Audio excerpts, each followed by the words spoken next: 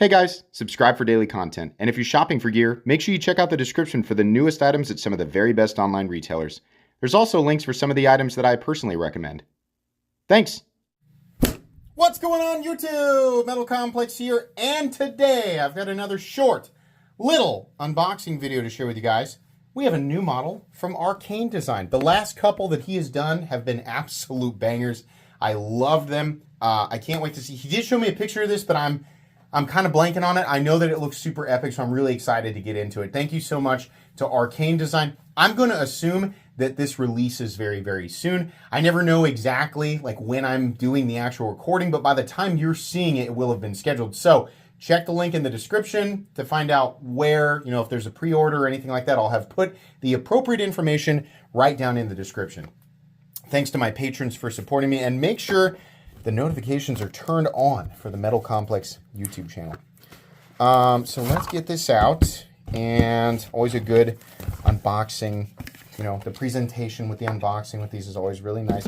We do have, of course, there's the designer, and then you can use this QR code if you want to scan that.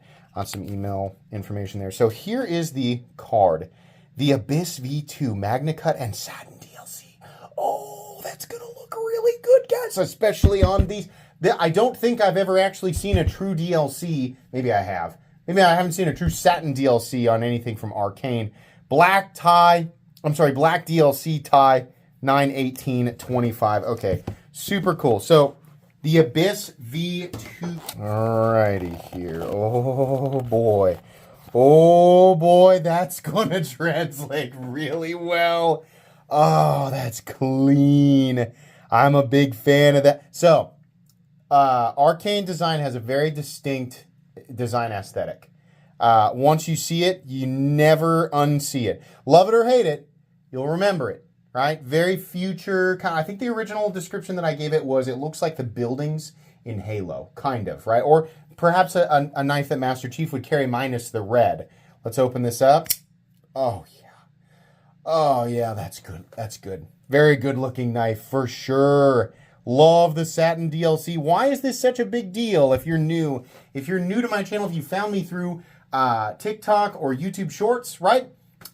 There's a ton of additional information that you will not get unless you watch the full-length videos. DLC is one of the most, I say that now because we have Balin at Myura.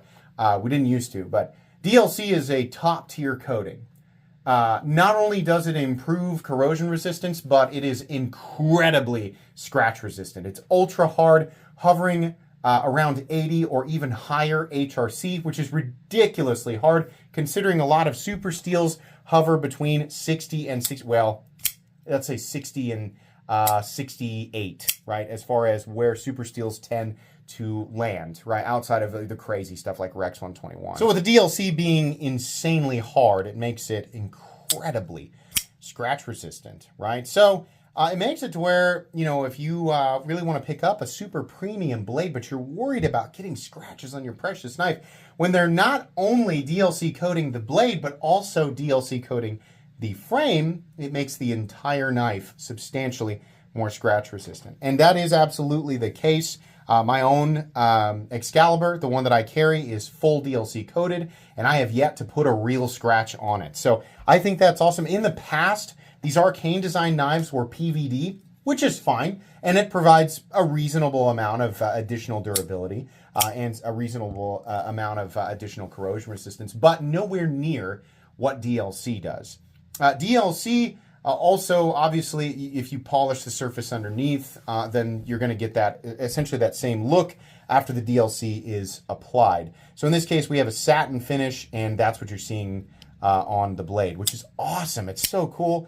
I love that, and that's something that we typically only see as far as like the full combination of durability, corrosion resistance, and the ability for the finish to look different depending on how the blade is finished. Really, you're only getting that with DLC, and then now, occasionally you're going to see Balin at Myura. But very, very cool. This really does complete that future tactical kind of fantasy sci-fi look, except it's not a super cheap knife, right? this is the type of thing that it's the knee-jerk reaction is for people to go, that looks like a gas station knife. This is very common reaction, right? The people who are saying that, they fully know that they'll never actually see something like this in a gas station.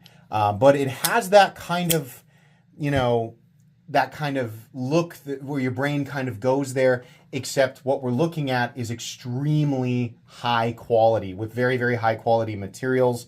And the execution of said materials is incredible, right? So for people like me who grew up being attracted to a lot of those really junky, nonsensical knives, it's nice to be able to kind of have that same feeling and enjoy that same base aesthetic, except translated into something that is actually functional, durable, useful, and reliable, but way more expensive, right? So yeah, very cool. This is one of my favorite profiles for any of his knives. Very, very nice functional jimping there. These studs are easy to interact with, very, very easy to use to deploy. I like them. They are slightly in the cutting path, not, you know, insane, but maybe like half, maybe a quarter inch, maybe a third of an inch, something like that. Most of the time you're going to be cutting right at an angle, so only circumstantially you're going to run into those, but they are there, something to consider. We have great access to the lock bar, steel lock bar inserts. Looks like a DLC coated pocket clip and DLC coated backspacer. Man, it really just does add a whole new like level of aesthetic to these, because I'm so used to the kind of flat, almost chalky aesthetic of the PVD, right? Which was good. It was fine. And this might still be a little bit too reflective for people, and I think that's okay, but he'll probably still offer this in non-DLC, right? Let's go ahead and measure it. I don't know if this is actually like dramatically different in size versus the original. Where is my tape measure? Is it up here? Yeah, there it is.